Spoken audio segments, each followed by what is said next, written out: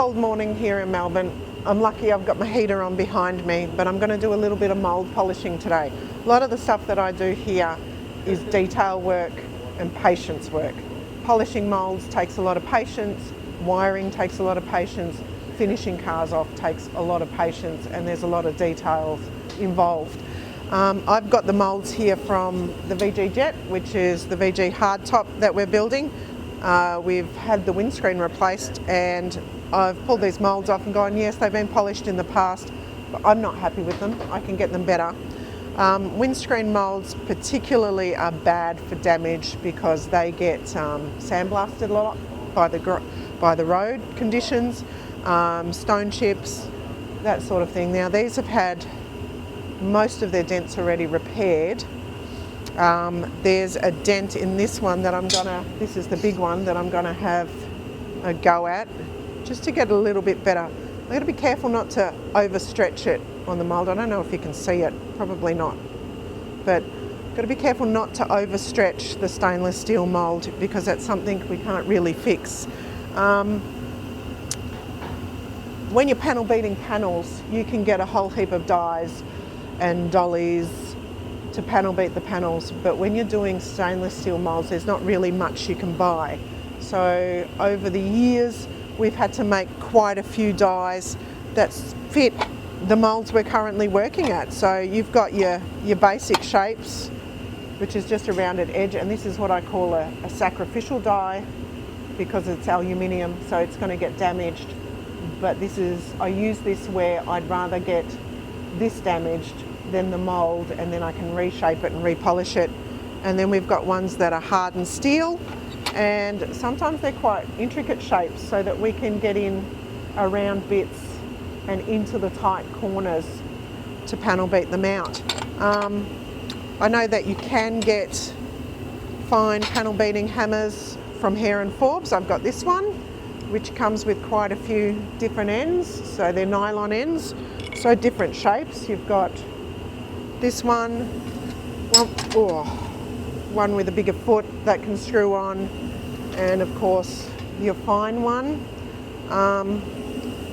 Or you can just use your nylon hammer, but you need one that you can buy, like this one, but you need to make sure that your end is fairly smooth, because if you're using a rough end, that can actually add dents or add marks into the mould, and we don't want to be doing that. That's just more work.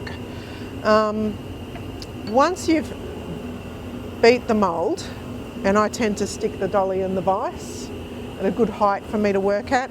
Once you beat the mould, then you've got to sand it down to get rid of all of the deeper scratches that are in them.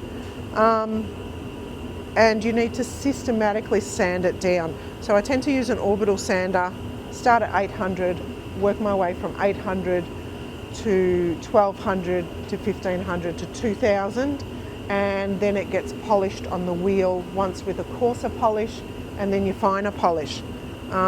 You've got to make sure that you don't overheat the mould, the stainless steel, because if this gets too hot it will discolour and you won't be able to get that discoloration out.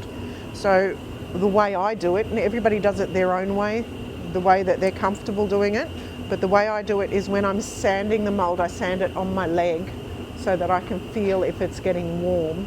And of course you never keep the sandpaper on one spot. You constantly have to keep it moving because you don't want to create that hot spot. Again, your biggest danger is on the polishing wheel because that's moving at quite a high RPM, and you've got the danger of catching the mould and bending the mould through the wheel, or sending your mould flying across the factory, or smashing into the wall and permanently damaging the mould. So you need to make sure you've got a good grip on it. The way I do it is I hold the top of the mould and I push down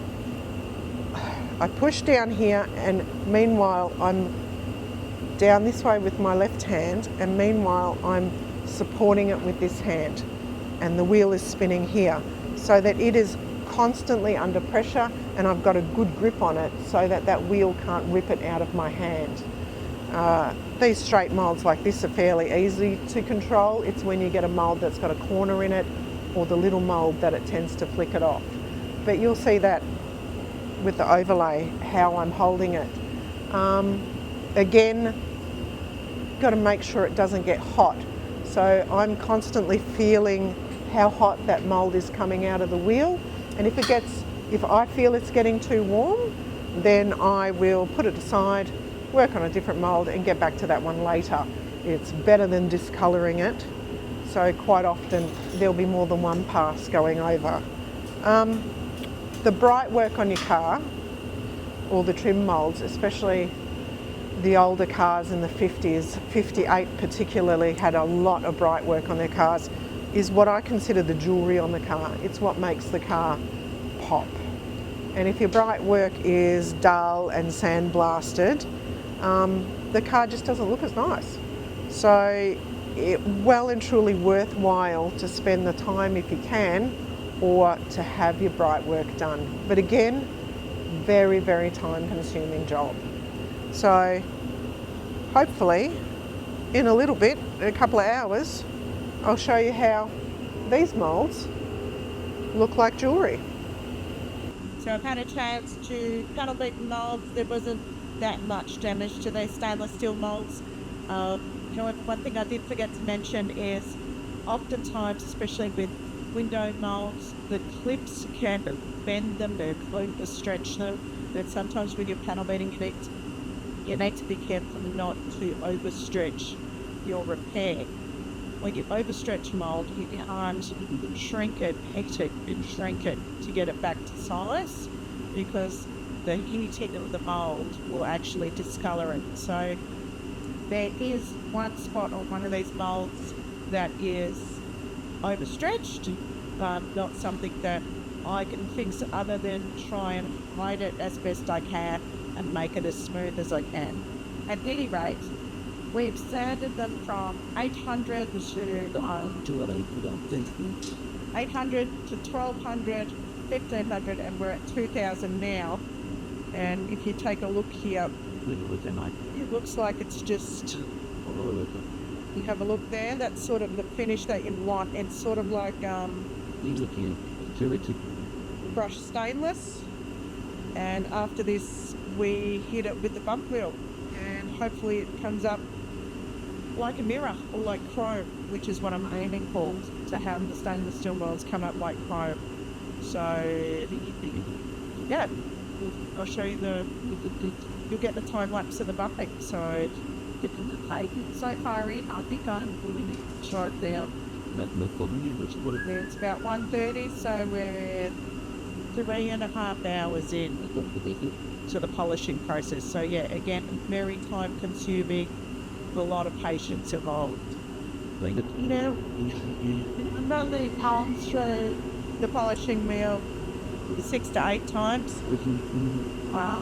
Taking the great polish, and it was hard with them because I just run a bit of nod and basic polish over it just to get things in other products, bring the shiner. So, which is to get rid of all of that polish that's been spat on it from the polishing wheel. Just to try it. The most inner. What? It is the most, yeah. Right? I'm going to be yellow. It's fine. Sorry, I'm halfway through videoing. That's awesome. I'm sorry. Whoops. Keep polishing, Irmi. Doing a good job. Any rate, so this is the last step after about 8 times through the polishing wheel. Yeah, works. So it's got all the other polish offs. This side, which then onto the leather round architecture. Might that up, this is the one that stretches it. No, Push. haven't looked at that.